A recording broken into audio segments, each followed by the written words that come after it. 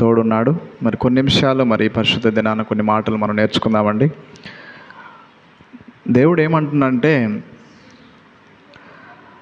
మీరు నా కోసము పాపాన్ని ఎదిరించడం లేదు అని చెప్పి ఎక్కువగా మాటి మాటికి గుర్తు చేస్తూ ఉంటాడండి. ఎందుకంటే మనం అన్నీ చేస్తాం, దేవునిలోకి రావటం, దేవుని సన్నిధిలో ప్రతి ఆదివారం గడవటం అనేది మామూలే. లేకపోతే కొన్ని విషయాల్లో మనము నిర్లక్ష్యంగా ఉండటం అనేది ఆ దేవుడు గమనిస్తున్నాడు. చూడండి ఒకసారి హెబ్రీలు రాసిన పత్రిక 12వ అధ్యాయము 4వ వచనం. హెబ్రీలకు రాసిన పత్రిక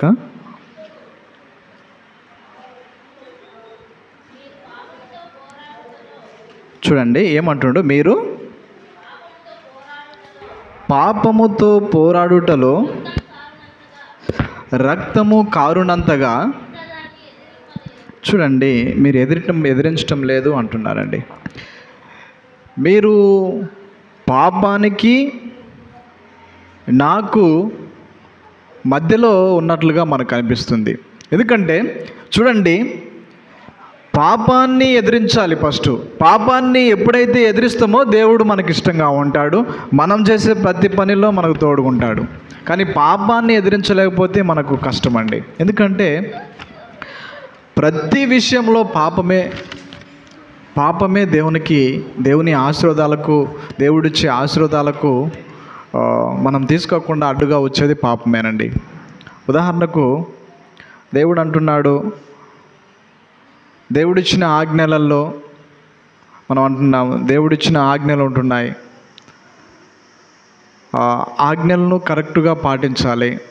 ఒక ఆజ్ఞ మిస్ అయినా సరే మనం పాపము అతిక్రమమే, ఆజ్ఞ అతిక్రమమే పాపముగా వస్తుంది. చూడండి నిజంగా ఆజ్ఞలన్నీ పాటించకపోతే కూడా పాపమే అవుతుంది. ఒకవేళ తండ్రి శిక్షించిండు, ఎందుకు శిక్షించిండు అంటే తండ్రి కుమారుడు బాగుపడాలని శిక్షించిండు కావచ్చు. కానీ తండ్రి శిక్షించిన కుమారుడు జ్ఞానం గలవాడవుతాడు. కానీ ఆ జ్ఞానము రావాలని తండ్రి శిక్షిస్తే ఆ శిక్షను నన్ను ఎందుకు శిక్షించినావు అని చెప్పి కుమారుడు కోపడి ఎదురిస్తే అది పాపం అయిపోతుంది. కాబట్టి వీటన్నిటికీ కారణం ఏందంటుంటే పాపాన్ని ఎదిరించాలి. పాపాన్ని ఎదిరిస్తే దేవుడు సమీపంగా ఉంటాడు.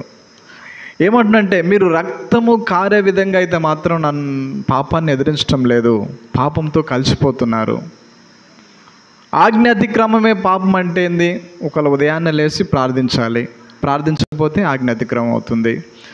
సమయానికి దేవుని మందిరానికి రావాలి, ఆజ్ఞ అతిక్రమమే పాపం అయిపోతుంది.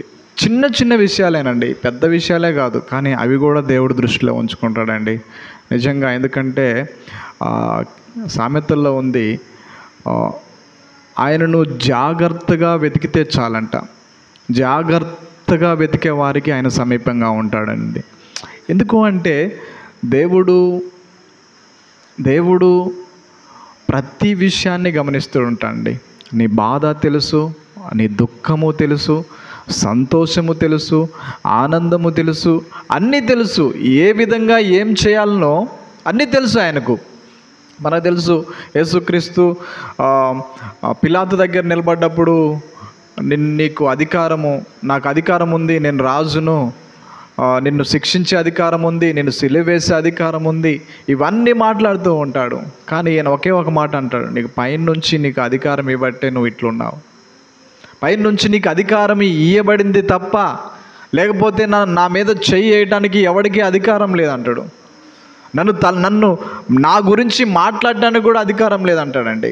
ఇంతటి గొప్పవాడు, ఇంతటి మహానుభావుడు ఈ భూలోకానికి వచ్చాడండి. వచ్చాడు అనుభవించడానికి, న్యాయము తీర్చే విషయంలో రాజీ లేకుండా బ్రతికినాడండి. ఏ విషయం కూడా న్యాయము అనేది చేయకుండా ఉండలేదండి. అందరికీ న్యాయం చేశాడు. ఆయన సమాప్తమైనది అని చెప్పినప్పటికీ ఏ ఒక్కటి ఆగిపోలేదండి. ఇంతగా విచారణ చేసినవాడు, ఇంతగా ఆలోచించిన వాడు నాతో మాట్లాడుతున్న మాట ఏంటంటే, మీరు పాపాన్ని ఎదిరించటం లేదు. మీరు పాపాన్ని ఎదిరిస్తే, మీరు పాపాన్ని కానీ మీరు ఖచ్చితంగా ఎదిరిస్తే మీరు నన్ను ప్రేమించినట్లు లెక్క అవుతుంది. నా మాటకు లోబడిన వారు అవుతుండ్రు. నా ఆజ్ఞలన్నీ మీరు పాటించిన వారు అవుతారు. కాబట్టి పాపాన్ని ఎదిరించండి. పాపాన్ని ఎదిరిస్తే నేను కలిసి ఉండటానికి, నేను మీతో ఉండటానికి, మీతో మీ మనస్సును నేను గెలుచుకోవటానికి, మీతో సహవాసం చేయడానికి నాకు ఇష్టం అనిపిస్తుంది. మీరు అడిగినవన్నీ ఇయటానికి నాకు ఇష్టం అనిపిస్తుంది. మీరు కోరినట్టుగా నేను ఇయటానికి ఇష్టం అనిపిస్తుంది అని చెప్పి దేవుడు కోరుతున్నాడండి. చూడండి, అపోస్తుల కార్యములు 16వ అధ్యాయము 37వ వచనంలో ఒక మాటను చూడండి. అయితే పౌలు వారు న్యాయము విచారింపకయే రోమీలమైన మమ్మును బహిరంగముగా కొట్టించి చెరసాలలో వేయించి ఇప్పుడు మమ్మును రహస్యముగా వెళ్ళగొట్టుదురా? మేము ఒప్పము. వారే వచ్చి మమ్మును, చూడండి, ఎవరైతే మమ్మల్ని కొట్టిండ్రో, ఎవరైతే మమ్మల్ని అవమానించిండ్రో, ఎవరైతే మేము చేయని దానికోసము అనవసరంగా మమ్మల్ని చేసుకొని చూడు, వాళ్ళే వచ్చి మమ్మల్ని వెలుపలకు తీసుకొని పోయేదాకా మేము అప్పము అని చెప్పి ఒక నినాదం చేస్తున్నాండి పౌలు అంత రోషముగా దేవుని కోసం నిలబడగలిగాడండి. పౌలు గారు అంత పౌరుషంగా కలిగాడండి. ఈయన చేసింది సువార్త మాత్రమే. దేవునికి ఎన్ని ఆటంకులు వచ్చినా సరే ముందుకు వెళ్ళటమే ఆయన నినాదం అండి. కానీ పాపము జోలికి పోడు, కానీ పాపాన్ని ఎదిరిస్తాడు, న్యాయాన్ని వెదిరించట్లో ఆయన ముందుకున్నాడు. ఆయన ఎంతటి వారైనా సరే న్యాయము విచారించకుండా మా మీద చేయేశారు. చూడండి, వారిని నడిపించండి, వాళ్ళని మా దగ్గర నడిపించండి, వారే పంపించేలాగా చేయండి, మేము ఇక్కడ నుంచి వెళ్ళమని చెప్పి జైల్లో ఉండి అంటున్నారండి. నిజంగా కొట్టినందుకు బాధ కలగట్లేదు, ఆయన చిత్రహింసలు పెట్టినందుకు బాధ కలగట్లేదు, అనవసరంగా సువార్త చెప్పినారని జైల్లో వేసినందుకు బాధ కలగలేదు, దెబ్బలు తగిలినాయని బాధ కలగలేదు, కానీ అనవసరంగా క్రైస్తవుడి మీద చేయేశాడు చూడు, అనవసరంగా దేవుని బిడ్డలపై చేశాడు చూడు, అతన్ని రప్పించండి అని చెప్పి న్యాయం విచారించకుండా మీరు చేయడం కరెక్ట్ కాదు. న్యాయ విచారించట్లో నా దేవుడు సమర్థుడు, న్యాయ విచారణ చేయట్లో ఆయనకు సమస్తము సాధ్యము. అనవసరంగా మీరు చేసుకున్నారు. చూడండి, నిజంగా ఇంత పౌరుషంగా నిలబడగలగండి. ముందు మౌనంగా ఉన్నాడు, చెరసాల వేసిన బాధలు అనుభవించిన కూడా మౌనంగా ఉన్నాడు. అదే కాదండి, చాలా చిత్రహింసలు క్రైస్తవులకు చేసిన వ్యక్తే ఈ పౌలు అనే వ్యక్తి. సౌలుగా ఉన్నప్పుడు చాలా చిత్రహింసలు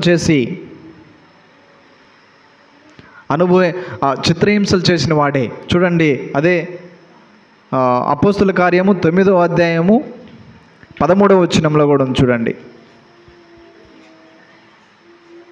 అపోస్తుల కార్యము అతడు అననీయ అందుకు వచనం 9:13 అందుకు అననీయ, ప్రభువా, ఈ మనుష్యుడు యెరూషలేములో నీ పరిశుద్ధులకు ఎంతో కీడు చేసి ఉన్నాడని అతనిని గూర్చి, చూడండి, ఈ మనుష్యుడు నీ యొక్క పిల్లలను, నీ యొక్క బిడ్డలను విచారించడంలో, న్యాయం చేయటంలో తప్పిపోయినాడు. కాబట్టి ఎంతో కీడు చేసి ఉన్నాడు. కాబట్టి ఈ వ్యక్తి గురించి మీరు మాట్లాడేది. చూడండి, మానవుని యొక్క ఉద్దేశంలో కీడు చేసిన వాడికి కీడు చేయాలి. మానవుని చేసిన ప్రతి ఫలానికి ఖచ్చితంగా ఆ పాపానికి అనుభవించాలి. కానీ దేవుని ఉద్దేశంలో ఏముందంటే కీడు చేసిన వాడిని తీసుకొచ్చాడండి. నా కోసం ఎన్ని బాధలు అనుభవించాలనో నేను చూపిస్తా పౌలుకి. నిజమే, ఎంత కీడు చేసిండంటే చూడండి, 8వ అధ్యాయం 1వ వచనంలో, ఆ కాలమందు యెరూషలేములోని సంఘమునకు గొప్ప హింస కలిగినందున అపోస్తలులు తప్ప అందరూ యూదయ సమరయ దేశములందు, చూడండి, అందరు వెళ్ళిపోయారు, అందరూ పారిపోయారు. ఈ పౌలు బాధ తట్టుకోలేక ఏం చేస్తుందంటే ఈడ్చి కొట్టడము, చంపటము. వీళ్ళు చేసింది ఏంటంటే పాపమా? పాపం కాదండి, దేవుణ్ణి ఆరాధిస్తున్నందుకే చెదిరిపోయారు. దేవుణ్ణి ప్రశాంతంగా ఆరాధించడానికి వారికి సమయం లేదండి.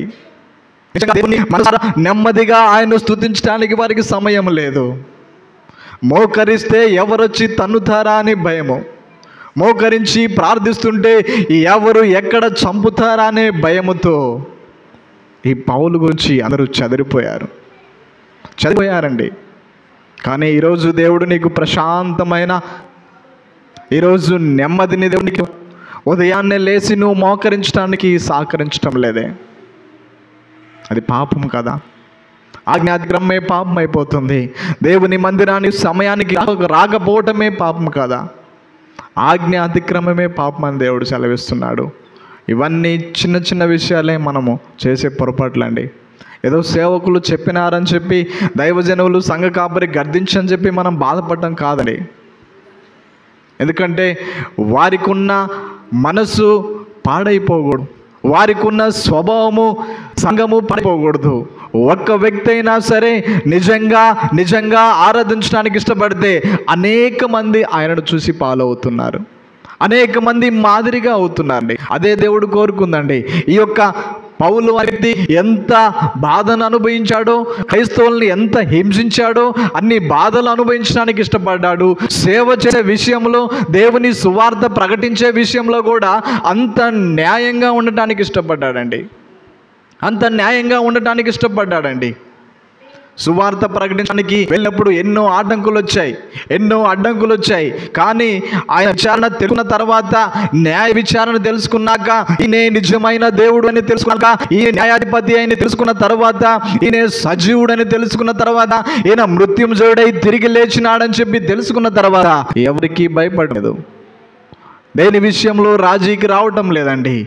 మేము చేసిన పొరపాటు ఏంది, మేము చేసిన తప్పుదమ్ములు ఏంటిది అడగటానికి రాజులను సైతం ఎదురానికి నిలబడగలిగాడు. న్యాయ విచారణ జరగకుండా అనవసరంగా కొట్టి మరి బహిరారి మనల్ని రహస్యంగా ఎందుకు పంపాలని ఆశపడుతున్నారు. ఎవరైతే మంది వచ్చంటే బ్రతిమిలాడుతున్నారు, వాళ్ళు వచ్చి బ్రతిమిలాడుతారు, అయ్యా పొరపాటు అయిపోయింది, తప్పు అయిపోయింది, క్షమించండి, మీరు మీ గురించి మాకు తెలియకనే మేము అనవసరంగా మీ గురించి చేతులేసుకున్నాము. చూడండి, నిజంగా దేవుడు చేసిన కార్యాలంతా గొప్పవి ఉంటాయండి. దేవుడు చేయబోయే కార్యాలంతా గొప్పగా ఉంటాయి. నువ్వెందుకు రాజీకి వస్తావు? దేవుడు నిజంగా నీ దగ్గరకు వచ్చి ఆయన అడిగేది ఒకటే, న్యాయం తప్పిపోవట్లో నువ్వు తప్పిపోతే ప్రయోజనం ఏముంది? నీకు కావాలన్నది దక్కలేదు, నిజమే. ఒకవేళ సమయానికి అనుకూలం కాలేదు, నిజమే. ఇవన్నిటికీ పరిశీలన చేసేవాడు న్యాయాధిపతి ఉన్నాడని తెలుసు. సమయానికి రాలేదంటే అది అనుకూలమైన సమయంలో ఖచ్చితంగా ఇవ్వాలని ఆశపడతాడు. ఈ సమయంలో నాకు అందలేదు అంటే అది మంచి సమయం వస్తుంది అని నాకు తెలుసు.